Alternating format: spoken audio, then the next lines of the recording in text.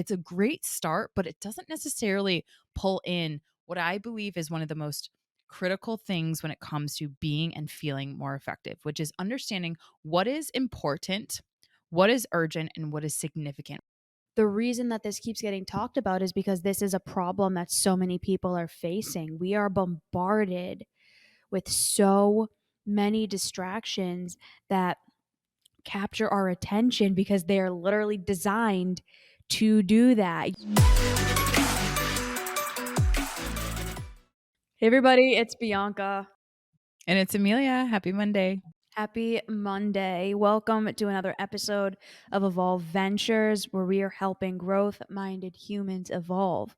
We're breaking one limiting belief at a time. We hope you enjoyed the last episode, 294, How to Stop Accepting Breadcrumbs from Mm, Others. For so good. today, Motivation Monday, number 295, 3 tips to feel more effective. We are doing this episode because we have heard from so many people that they don't feel like they're capable of doing the things that they need to do. They Mhm. struggle feeling productive. They struggle feeling like they know the right things to do, like they can keep doing the right things that they need to do, and not feeling like life is bogging them down in just being effective and getting things done. And if you're listening to this episode, you're probably there too. And that's absolutely okay. I know that I've been there so many times in my life. I know you have too. And this episode is definitely going to be a Kickstarter for you in Mm. learning how to get more done and how to get more of the right things done.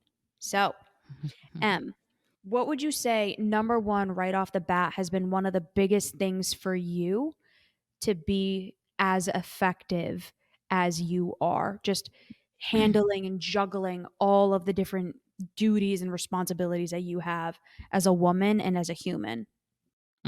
Okay, so one of the things that I will suggest, principles based, hands down, that I know that a lot of my clients have struggled with and we've talked through, that I want to impart on this Monday for all of us to feel more effective and not just feel, but be more effective. Because, like I said, B, when you and I were prepping for this episode, effective is subjective. And that's something that I really need to make sure that I start here. Okay.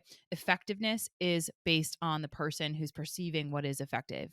If you talk to a farmer, what's effective for them when it comes to farming their fields is very different in terms of effectiveness for a mom who's trying to make sure that she's putting her newborn down to sleep. Okay. So effectiveness is subjectiveness. With that being said, a lot of us has probably heard the Eisenhower matrix, which is a big fancy word that I'm not going to go near with a 10-foot pole, but essentially it helps us understand what is important to us.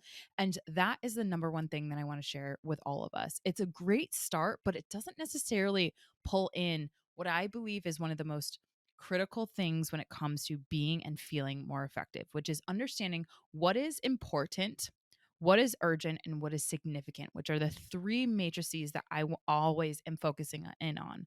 So, what is important? What needs to be done now that cannot wait? What is super urgent? So it's something that needs to get done now. Again, it cannot wait. And what is the significance of that? And that's when we check in on our value systems. So for me, someone who is fur baby mom of 3, someone who is a podcaster, we do 2 episodes at least produced a week. We do so many coaching calls. We organize community events. We're doing so much so often, own multiple businesses, try to make sure that proactive family leadership is being done. There's so many roles that I play in the given day. And so I need to be very clear on what is important, what is not, what is urgent, what is not, what can wait, and what is most important significance as it pertains to my values. And that's a huge tool that I use in question every single day, what I'm going to do next. Mm. Number two, I would say, is eliminating the distractions that are going to get in the way. Everyone and their mother who has a podcast has talked about this, but the reason that this keeps getting talked about is because this is a problem that so many people are facing. We are bombarded with so many distractions that capture our attention because they are literally designed to do that. Your phone is designed for you to be on it. Right. Instagram and TikTok are designed for you to be on it. So eliminating the distractions, that might look like putting your phone in another room. That might look like setting a timer on your phone for how much time you're allowed to be on these different apps. This might be having a specific working block for Mm, you so that you know between this time and this time, I'm not doing anything except working. That's been super mhm. helpful for me. And that's definitely one that I've utilized. So, like, I have downtime on my phone and I Yeah. have different periods where I can't go on my phone because of Yeah. the way that I've set it up. Yeah. The last one that I would encourage actually jumps off that super well because of the fact that we are inundated nowadays and it's just going to continue. Um we're just inundated with all these messages and all of these distractions on all of these drags for our attentions. That's nothing new, right? We're not coming up with anything new and sexy here. However, what I want to say as one of the most important tips that I bring forward to a lot of clients is and that actually contributes to them feeling more effective and being more effective in their life, regardless of whatever area they put it in, is like I said, jumping off of what you just said, when you are distracted every single day, you start to experience what's called time blindness. When you are always getting pulled in XYZ direction, and yes, you have a clock on your computer. Yes, you have a clock on your iPhone or your Android. Yes, you might have a watch on or whatever. It starts to slip into the background and you start to lose track of time.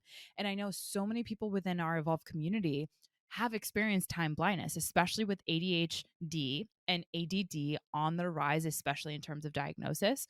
Like, time blindness is a thing where you just lose track of time, and not necessarily because you're in flow, but because you're just constantly distracted. And so, that last tip for each and every single one of you, if you experience time blindness, meaning you get into your day, you have a to do list that you want to do, it's important, significant, and urgent, and all of a sudden you have these time blocks on your calendar.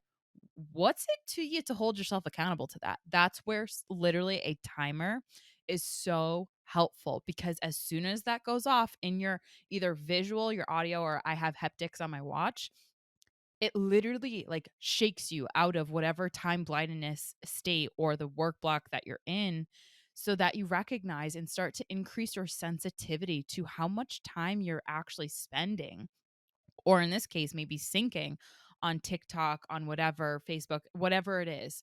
And that is a thing that I think that we have lost as a society a big skill. And I know I've fallen prey to this, of how much time it actually is taking us away from our own life and building our own life. And whatever it is that you want to be effective in, I would bet that you are not predicting accurately how much time it's actually going to take you.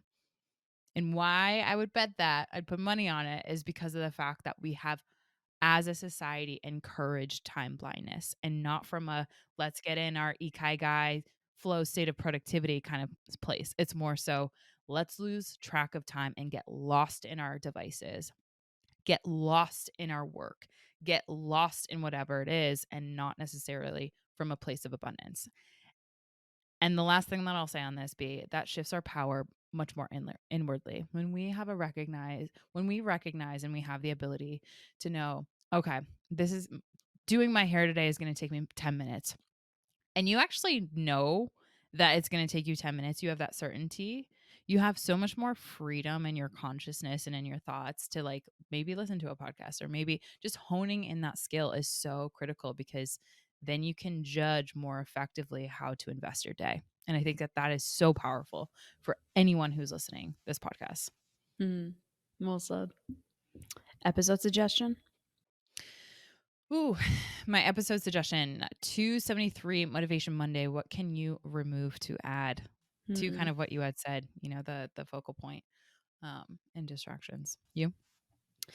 243, how to stop downplaying your accomplishments. One of the biggest things that gets in the way of us being effective is not giving ourselves credit for the good things that we are doing. So, that is a Facts. wonderful episode for that. Hmm. All right, everybody, go crush your week. and we'll see you next time. Bye, everyone. Bye, everyone.